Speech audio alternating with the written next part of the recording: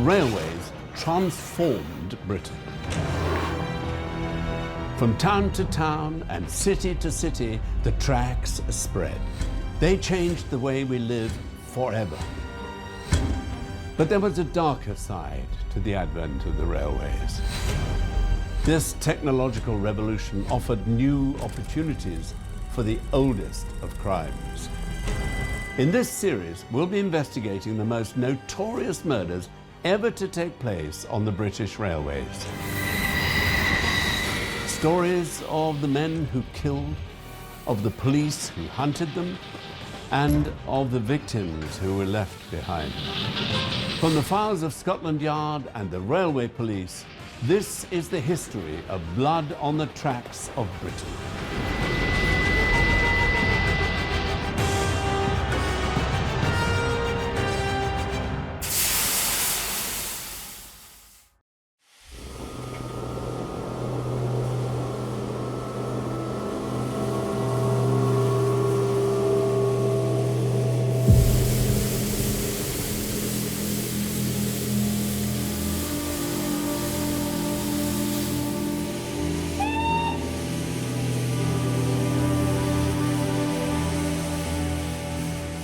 The 9th of July, 1864. It was 10:10 in the evening and a train was readying for departure from Hackney Station in East London. Two bank clerks with first-class tickets had just taken seats in the compartment nearest the engine. But as the young men sat down, they realized something was very wrong. The cushions and walls were splattered with blood. A black leather bag lay open on a seat. On the floor was a man's cane topped with a heavy ivory knob, and beside it, a crumpled top hat.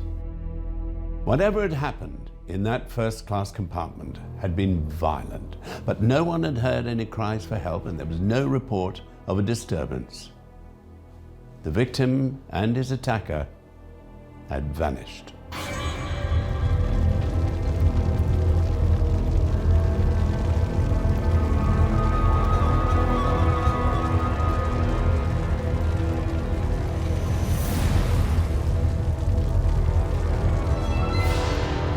It caused quite a shock. It was a big sensation at the time.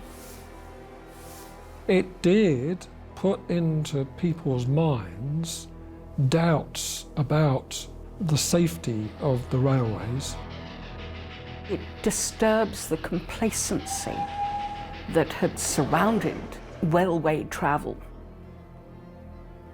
in a way that leads us to think a great deal about the impact of technology and assumptions about how positive it is. It showed that this new way of travelling was not necessarily safe. You could be stuck in a sealed compartment and come to a very sticky end.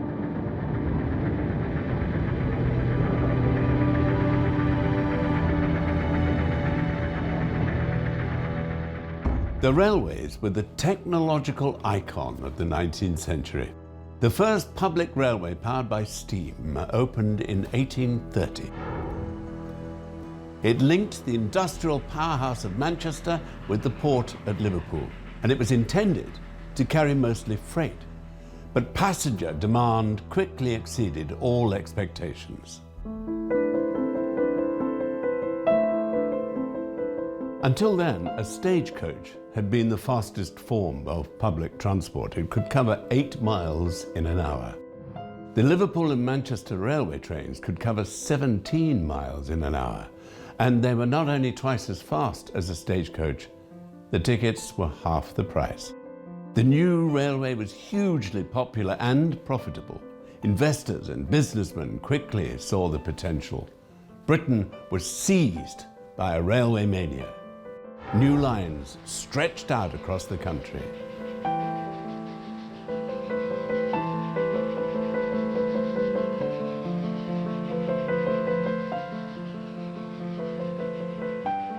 It was probably the most momentous innovation since the invention of agriculture at the end of the Stone Age. Lots of different railway companies, privately financed by and large, and not always particularly well coordinated. They would choose a route which they thought was going to give them most commercial advantage. There were a number of minor rail companies, but these gradually became amalgamated until sort of by the 1860s, you had something like about 5,000 miles of track.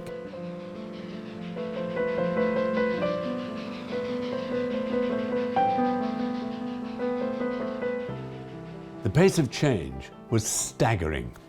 By 1864, nearly every major town and city in Britain was linked by a sprawling network of railway tracks.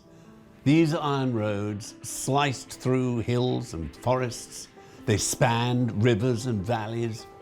They were even beginning to burrow beneath the earth. It transformed not just the scenery, but the culture as well. Everything seemed like it was going to take place at high speed, and people's sense of time became standardised. Trains had to keep railway time, so you, the passengers, the users of the railway, you had to keep railway time too. It transformed people's sense of space, the whole world seeming much more connected in a way that we can compare to the internet today. If you were born at the end of this revolution, it would have been hard to imagine what it was like to live without the railway.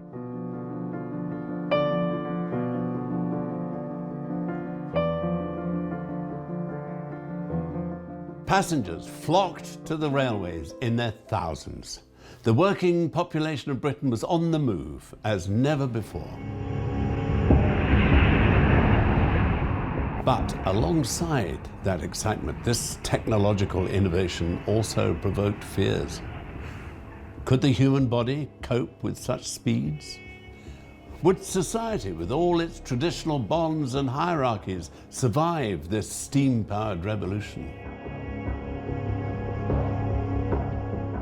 Victorian society was highly stratified. The class system was just embedded into everything. There were worries with the railways that there would be a sort of rather social promiscuity, the mixing. You know, the baronet might have to sit next to a baker or a boot blackener or a butcher. People were confined to individual compartments, so people weren't quite sure who was going to get on at the next station and share a compartment with them. It worried the Victorians that there were these opportunities for the criminal classes, the roughs, to have an easier access to the respectable middle and upper classes, to respectable women, to make themselves nuisances in a way that, if they were simply on foot, they couldn't do. So people frequently hid their bags or gripped their stick, ready to beat off an attack. So there was this fear, this uncertainty about travelling in a railway carriage. Such things didn't worry Mr. Thomas Briggs. In 1864, the 69-year-old banker had an annual season ticket for the North London Railway. The North London Railway did not run third-class carriages in 1864. Because it served the city, Fenchurch Street, through to the newly expanding middle-class suburbs, Hackney, Chalk Farm. The idea was that it would pass through the working class areas, but not stop in them. So they only provided carriages for second class and first class passengers.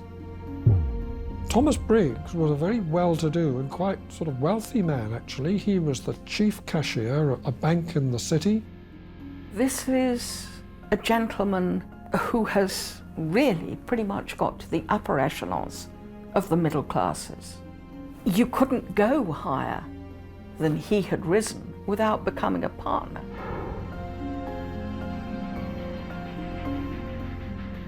Briggs took the train almost every day, journeying between his home in Hackney and his office at Robarts Curtis Bank in the city. The 9th of July was no different. It was a Saturday, but Briggs was still expected at the office. At 3 p.m. after work, He took an omnibus across London Bridge to pay one of his regular visits to his niece in Peckham. He had dinner with Caroline and her husband, and it was still light when he left at around 8:30. He reached Fenchurch Street Station in time for the 9:45 train. He cheerfully bid the ticket collector good night, then with his cane and his black leather bag in hand, Thomas Briggs clambered into the first-class compartment nearest the engine. A few minutes later, the train was on the move.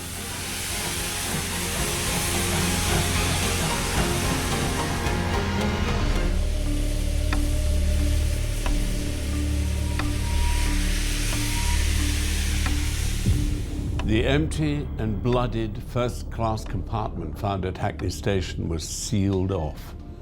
Then the train departed just a few minutes late. Police would soon meet it at Chalk Farm, its final stop. By then, another grim discovery had been made. An empty train was returning to Bow Station when its driver spotted something between the tracks. He stopped his engine and sent the stoker and guard out to investigate. And lying on the gravel was the twisted, black-clad body of a man. Thomas Briggs was unconscious, but still alive. The train driver and the conductor called for help from a nearby pub, and men came out onto the track to help him, and a police officer came from K Division, which was Stepney at the time, and the Metropolitan Police. And they took him to the pub, looked after him, and called the doctor to him. His head was terribly injured from him either falling, jumping, or being pushed out of the railway carriage at some speed. He also had abrasions and bruises on his hands and his lower arms, which suggest that he had been fighting at least one assailant. When the doctors looked at the injuries, they thought that one of the head injuries might have been from when he fell onto the tracks, but also they realised that other injuries were caused by a blunt instrument and he had been assaulted. His wounds were severe. His skull had been caved in. A deep, jagged cut almost sliced his ear clean off. His white beard was stained scarlet with blood. Briggs was identified from letters found in his coat pocket. They carried him first to a nearby pub, and then to his home, a fine Regency townhouse in a Hackney Garden Square. And there, late on the 10th of July, Thomas Briggs died.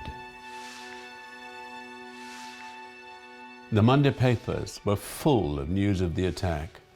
Briggs had been a gentleman, chief clerk at the Robarts Curtis Bank, the embodiment of Victorian middle-class affluence and respectability. And he had been murdered while a passenger on the great technological innovation of the age.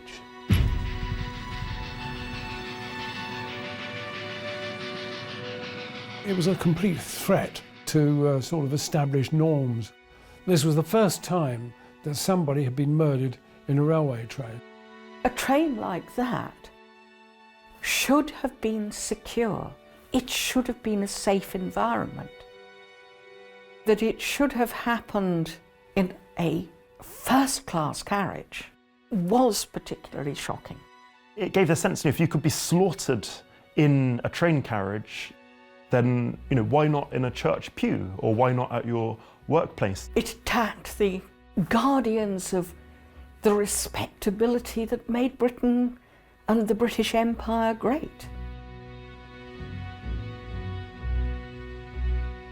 Scotland Yard Police Commissioner Sir Richard Mayne appointed one of his best men to the investigation. Detective Inspector Richard Tanner was just 31 years old and newly promoted, but he was well respected for his hard work and keen eye for the crucial lead. The family of Thomas Briggs had identified the cane and the black leather bag found in the compartment. They had belonged to the slain man. But the hat? Briggs wore a silk top hat made by expert craftsmen in the City of London. His family didn't recognize the crumpled beaver hat at all. It's an almost sort of Cluedo-like touch, you know, the crumpled hat in the train compartment. It was not a hat that a man of Mr. Briggs's status, responsibility, his standing would have dreamt of wearing. Thomas Briggs bought his hats at a guinea a time from a hatter in the City of London. They were silk top hats. This was different. This beaver hat that was found was only about 8 and sixpence or 10 and sixpence in actually price. It was a much cheaper hat than Mr. Briggs's normal hat. Find the owner of the crumpled top hat, and Inspector Tanner would find the killer. He soon got an early breakthrough.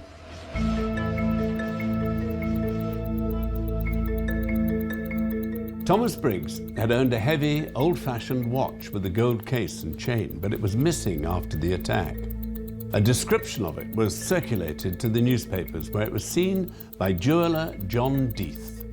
Judith claimed a gold chain, like the one belonging to Thomas Briggs, had been exchanged in his shop on the Monday after the murder. The customer had been a young, clean-shaven man with a foreign accent. He had picked out a cheaper, more modern chain, as well as a signet ring. Judith had packed the chain in a small cardboard box, stamped with his shop's address.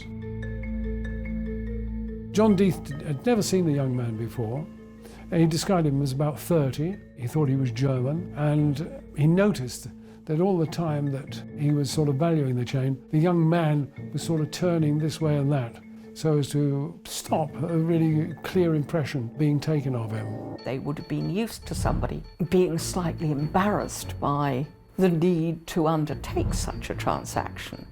So for him to remain in the shadows would not have been difficult and not automatically suspect. But it's an unusual enough transaction to account for Judith's remembering him. For him to have chosen to exchange the watch chain for something that was inferior, the gap was not enough. It's a 5-shilling gap between the cost of the chain that he chose in exchange. If it had been £1, £2, that would have been understandable and probably forgotten. But it's strange.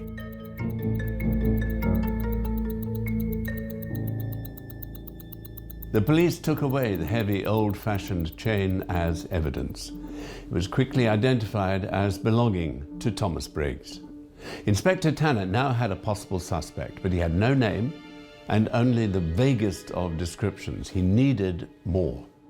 Thomas Briggs' employers at the Robarts Curtis Bank put up £100 as a reward for information. The government matched it, as did the North London Railway Company. Posters were plastered across the capital. But days passed with no further breakthrough. Tanner knew with each day that passed, the crime was less likely to be solved. His investigation was in trouble.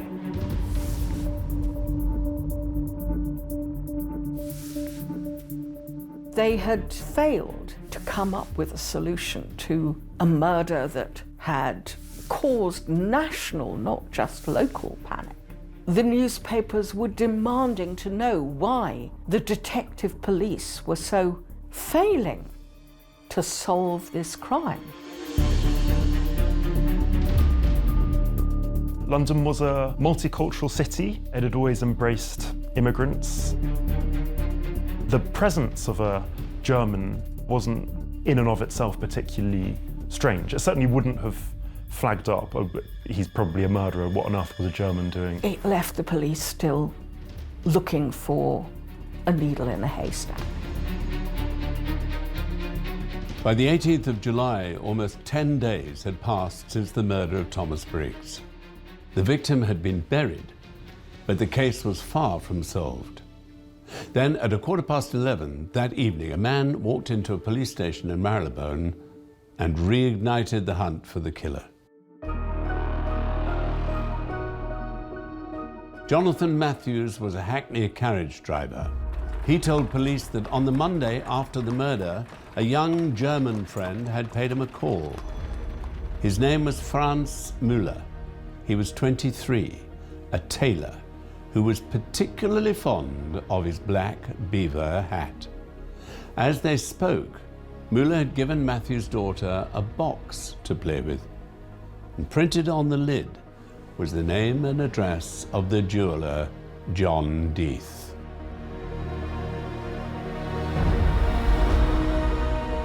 This was the big breakthrough. The police, who were under huge pressure to come up with a solution, have something. Yes, the box had come from the jeweller's shop. Yes, the chain and the ring had been placed in the box. But best of all, Matthews was even able to provide a photograph. This really opened up the case now. Tanner had his lead at last. There was just one problem. The reason Franz Müller had visited Jonathan Matthews. He'd come to say goodbye before leaving for America.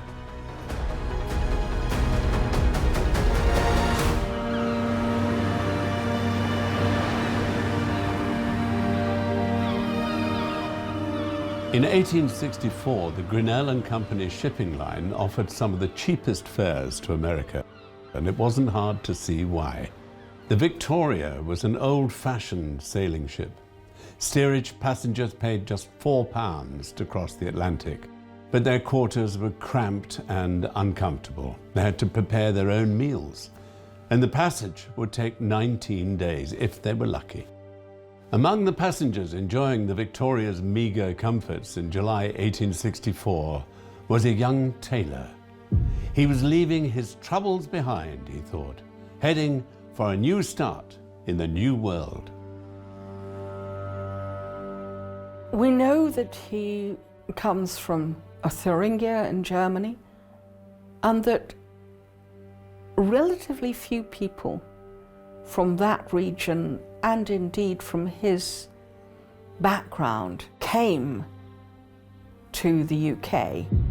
Franz Müller had come over to London. He was known as quite a polite young man. He hadn't caused any problems. He wasn't a violent man. The records we have from his friends suggest that he was always trying to improve his own clothing to get a more fashionable angle to coat or waistcoat or trousers. He was employed as a tailor, and in the weeks before he went to America, he was actually earning about 25 shillings a week. He had a certain amount of pretensions and would tell people that he was going over to America where he was going to be earning £150 a year, paid for by his employers. Well, that wasn't actually true, but nevertheless, he was keen to do well, he was ambitious, and he wanted to go to America.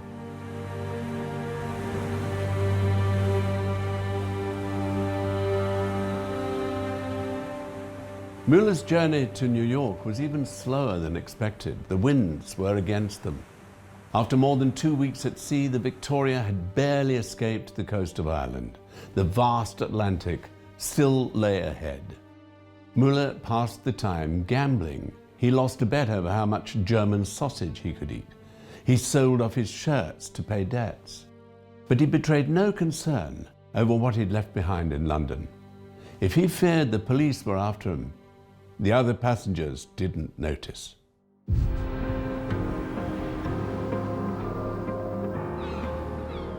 All Müller had to do was get to America. Once he was there, he must have thought he would be free.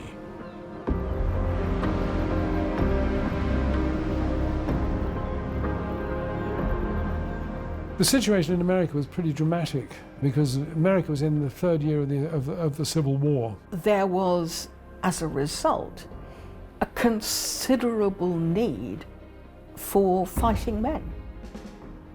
All that Franz Müller would have needed to do to disappear was join up under whatever name came to his head. There's every chance he could have become anonymous, melted into the crowd. It was a huge, huge, huge country, and its systems of police tracking were much more effective in the big cities than they were elsewhere. So if he'd reached those shores first, then I'm not sure he would ever have been caught and brought to justice.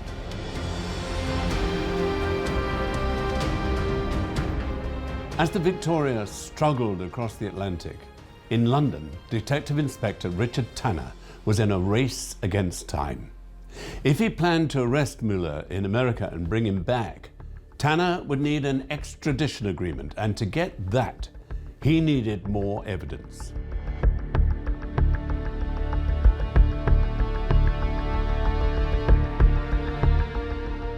He knew that to have an extradition hearing, he would have to prove the case to the satisfaction of the American authorities. And in those days, extradition proceedings were in their infancy, and they were always difficult. It was going to be a matter of very careful preparation, very careful negotiation in order for the extradition to be granted. So Tanner is caught in a really tense race against time because Müller is bobbing across the Atlantic Ocean very slowly in his boat, the Victoria. And Tanner's aware he's got to compile all this evidence that can present a watertight case, and he's also got to make sure that the extradition process is going to be effective at the other end.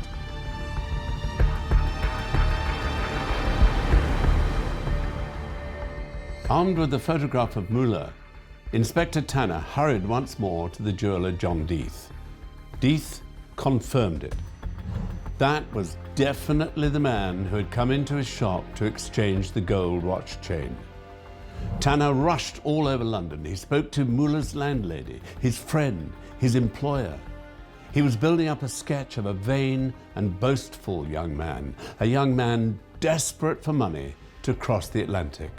A young man who, shortly after the murder of Thomas Briggs, was seen with a fine new top hat.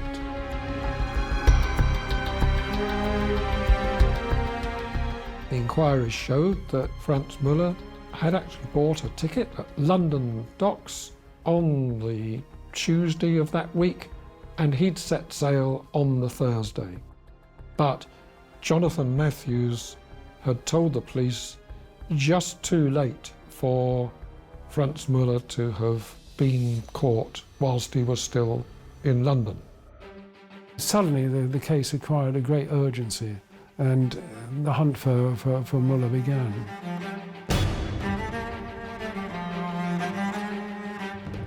The witnesses were hurried to Bow Street Magistrates' Court.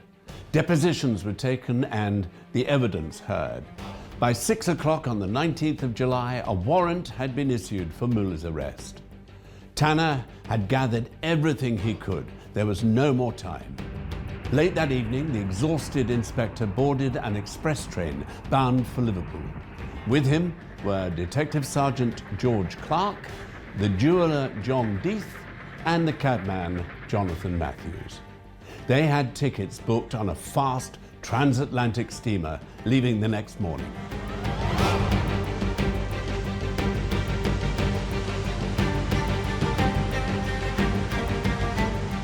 There was no other way of contacting America. The undersea cable would be another year, 18 months before that was in position. There was no alternative, but he had to go himself, and he had to get there before the Victoria landed. The huge advantage that the British had was that they could use the expensive means of travelling using a steam-powered vessel rather than a sailing vessel. Tanner arrived in New York on the 5th of August. Müller may have had a 5-day head start, but Tanner reached America first. The police inspector was relieved. There was still much for him to do.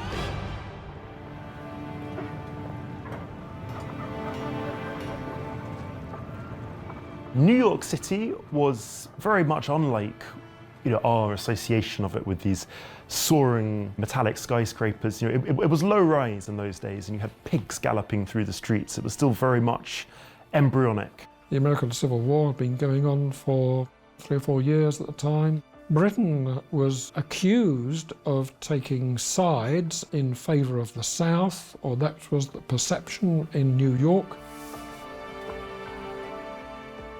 Now, there was no extradition treaty between New York State and Britain. And so the first thing that had to be done was that any arrest of Müller had to be done under American law by an officer appointed by the US Marshal. There was a lot of controversy in New York about what was going to happen to this prisoner when he was eventually arrested in New York.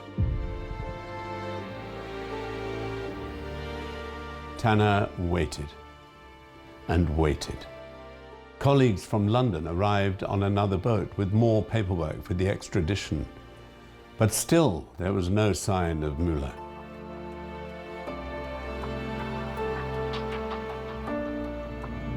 The August heat in New York was punishing. Tanner and the other Englishmen sweltered in their rooms in the Everett House Hotel on 17th Street. They waited and wondered. Had Müller's ship been lost at sea? Had it been forced into another port? Might Müller escape them after all? With each day, Tanner's worries grew until, finally, on the 24th of August, the Victoria was spotted off the coast. It had been at sea almost 6 weeks. Tanner's long, stifling wait in New York was at an end. At last, the winds were carrying his quarry into port.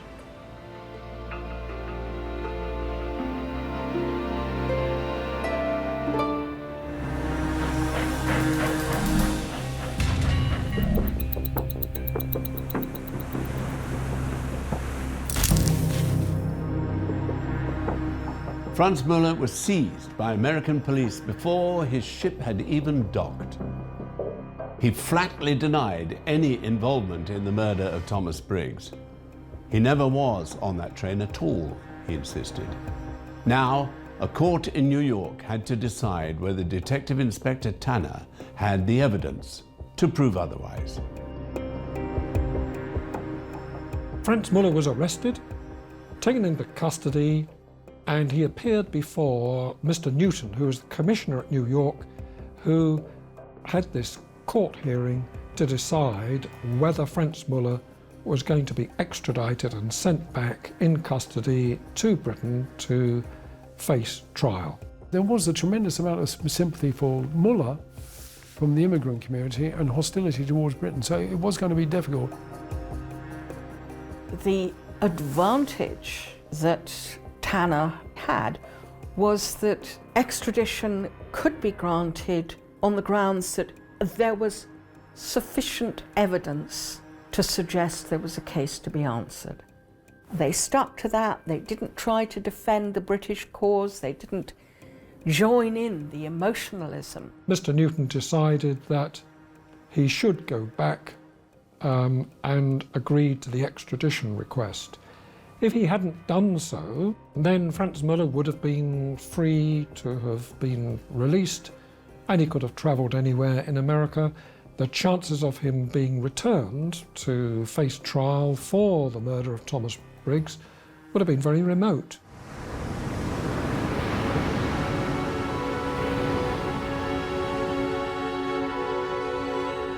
With the extradition order secured on the 3rd of September, Tanner escorted Müller onto the steamship Etna. They left New York and America behind and set out once more into the Atlantic. The murder of Thomas Briggs had become a sensation in the British press. In Liverpool, a crowd awaited Müller's arrival. In the eyes of many, the young German was already guilty. It was difficult to see that he would actually get a fair hearing. Such was the conviction among the general public that he was actually guilty of the murder. The British public were intensely fascinated by the case because this was the first ever railway murder, and that was quite something. And the Fleet Street behemoth, the mass media, the biggest mass media the world had ever seen, there were literally 15 different morning papers. This was elixir to them. What is interesting is that doubts begin to creep in. The presumptions of his guilt needed to be questioned.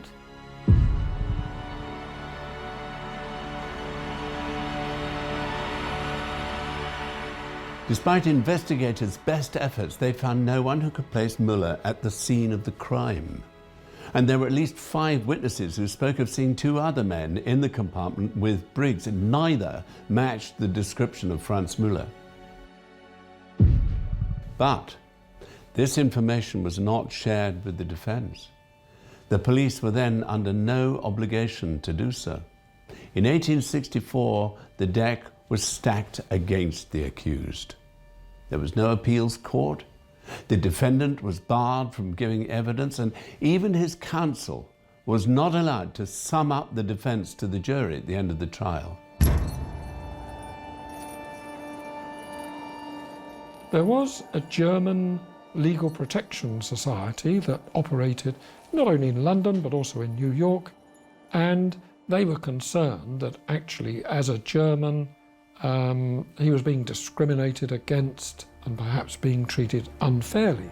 It had the feel rather of perhaps a show trial to some extent. They just wanted to rubber stamp what the court of public opinion had already found to have been guilty. Franz Müller's trial began at the Old Bailey on the 27th of October 1864. 12 men would decide his fate. Over the next 3 days, they heard how the crushed beaver hat found in the blooded compartment matched one belonging to Müller. They heard about the hat he had with him in New York, which was silk and cut down in the crown to alter its height. And they heard how police discovered in Müller's luggage a piece of cloth sewn into a pouch and tied in a ribbon. Inside was Thomas Briggs' missing gold watch.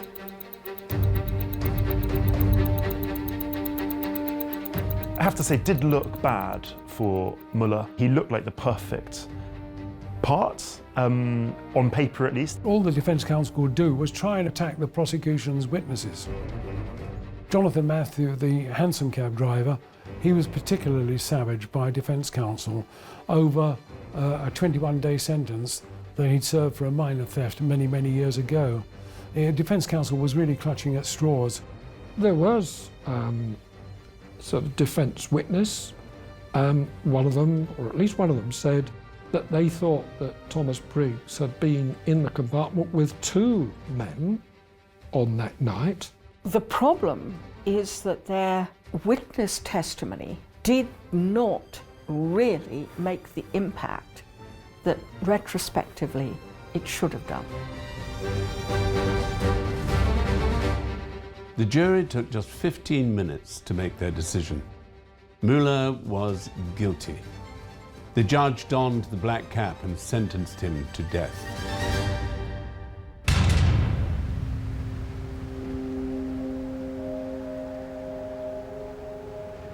Early on the morning of the 14th of November, 1864, a gallows was erected outside Newgate Jail. Heavy rain was falling, but that didn't put off the crowds. They gathered in their tens of thousands to watch Franz Müller die. A few minutes before 8 o'clock, with the prison bell ringing, the condemned man was led out. The crowd roared as Müller, pale and trembling, climbed the scaffold. His legs were strapped, the noose placed around his neck, and a white hood pulled down over his face. Moments before the trapdoor gaped beneath his feet, the 24-year-old spoke in an urgent whisper to the German pastor beside him. Ich habe es getan, he said. Ich habe es allein getan. Ich habe keine Mitschuldigen. I did it. I did it alone. I have no accomplice. Then the trapdoor opened and Müller fell. After months of denying involvement in the crime, Müller had confessed. But mysteries remained. What actually happened in the first-class compartment that summer night? Had Müller planned the robbery, or did he act on impulse? Did he mean to kill Thomas Briggs by throwing him off the train? Or did the old man fall trying to escape?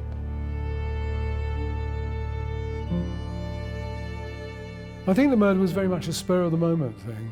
I mean, his man in his 60s looked an affluent man, and I think Müller just saw his opportunity. He was carrying money in his wallet.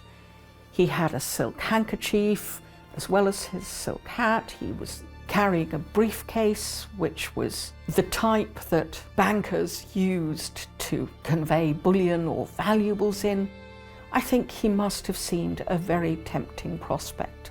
It may well be that he saw the chance of snatching a gold watch and making the money and getting his way to America, but perhaps didn't realise that Thomas Briggs would have perhaps resisted so much. There was a scuffle, and he ended up sort of thwacking this poor banker over the head with his stick. And you know, these things can happen very fast.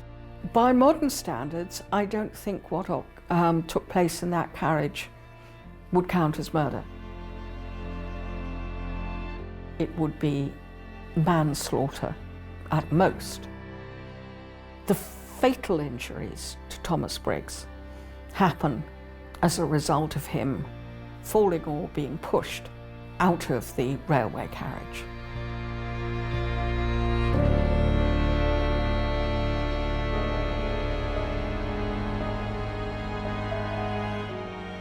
The sensational murder of Thomas Briggs did nothing to slow the advance of the railways. Engines became more powerful, passengers more numerous. But as this technological boom grew and grew, so did the opportunities for the greedy and the violent. Franz Müller has gone down in British history as the first railway murderer. He would not be the last.